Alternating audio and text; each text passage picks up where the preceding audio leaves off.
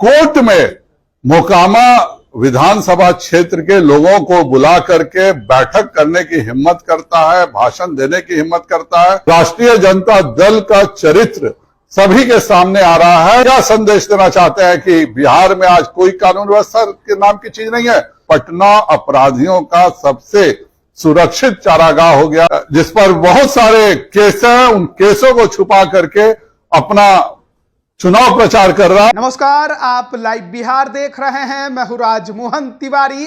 बिहार में 2 सीटों पर उपचुनाव में मोकामा सीट की चर्चा सबसे ज्यादा है। आपको बताएं कि पिछले 17 सालों से बाहुबली अनंत सिंह लगातार इस सीट पर विधायक रहे, लेकिन AK-47 बरामदगी मामले में उन्हें 10 साल की सजा हुई, उनकी विधायकी चली गई, जिस वजह से इस सीट पर उपचुनाव हो रहे हैं। अनंत सिंह अभी जेल में हैं, वो चुनाव नहीं लड़ रहे हैं। उनकी पत्नी नीलम देवी महागठबंधन से RJD की उम्मीदवार हैं। साथ ही साथ उनके सामने बीजेपी ने सोनम देवी को अपना प्रत्याशी बनाया है। लेकिन देखिए, अनंत सिंह भले जेल में हों, लेकिन बाहुबली अनंत सिंह का जो कद है वो जेल से बाहर है। ये आरोप बीजेपी के प्रदेश अध्यक्ष संजय जायसवाल ने लगाया है। उन्होंने कहा है कि जिस व्यक्ति को सजा हुई है, जो जेल में है, आखिरकार वो हुजूम इकट्ठा करके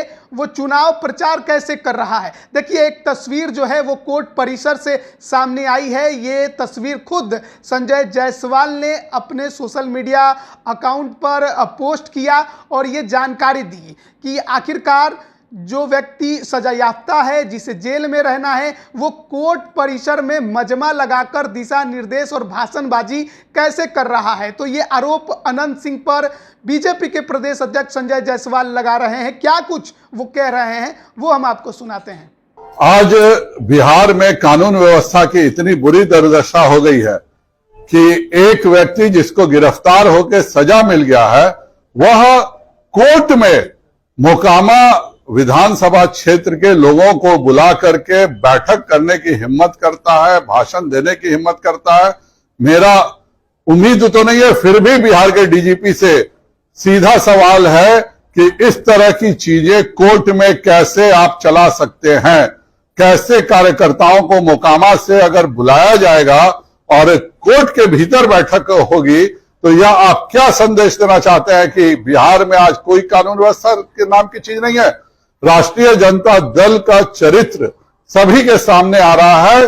चाहे गोपालगंज हो, जहां पे विभिन्न कोर्ट के केसों को छुपा कर, जिस पर बहुत सारे केस हैं, उन केसों को छुपा करके अपना चुनाव प्रचार कर रहा है। और दूसरी तरफ दूसरा व्यक्ति कोर्ट में आता है अपीयरेंस के लिए, और अपने कार्यकर्ताओं के साथ, अपने गुर्गों के साथ, उसमें न जाने कितने फरार वारंटी होंगे, उनके साथ से पटना के कोर्ट में बैठक करता है।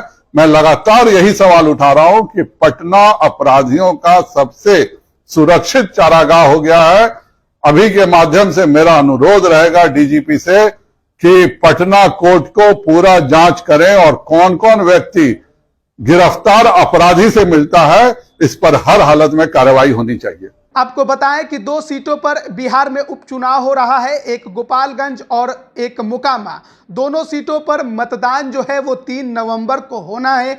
6 नवंबर को परिणाम आएंगे और उसके लिए जो प्रसार है वो अब आप अपने आखिरी दौर में पहुंच चुका है। लेकिन बीजेपी का ये एक बड़ा आरोप है कि अनंत सिंह जो हैं वो कोर्ट परिसर से चुनाव प्रसार कर रहे हैं, लोगों को एकजुट कर रहे हैं, मजमा लगा रहे हैं, भाषणबाजी कर रहे हैं, निर्देश दे रहे हैं, जबकि ऐसा नहीं होना चाहिए था। जो व्यक्ति सजायाफ्ता है वो इस प्रकार की गतिविधियों में संलिप्त नहीं हो सकता है। आपको बताएं कि इसके पहले भी अनंत सिंह का एक वीडियो जो है वो कोर्ट परिसर से वायरल हुआ था। उस पर भी बीजेपी और स्वयं जो प्रत्याशी हैं मोकामा में बीजेपी की सोनम देवी, उनके पति ललन सिंह, उन तमाम लोगों ने इस पर सवाल खड़े किए किए थे और बिहार के डीजीपी से जवाब मांगा था। एक बार फिर संजय जायसवाल बिहार का जो प्रशासन है, खासकर पटना जिला प्रशासन और डीजीपी हैं, उनसे सवाल पूछ रहे हैं कि आखिर बिहार में हो क्या रहा है, आखिर ये तमाम चीजें कैसे हो रही हैं, इस पर जवाब दीजिए। नीतीश कुमार के सुशासन की भी वो पोल खोलते नजर आ रहे हैं। आप बने रहिए लाइव बिहार के साथ। आप सभी का बहुत बहुत धन्यवाद। लाइव बिहार यूट्यूब पर सब्सक्राइब और फेसबुक पर लाइक जरूर करें।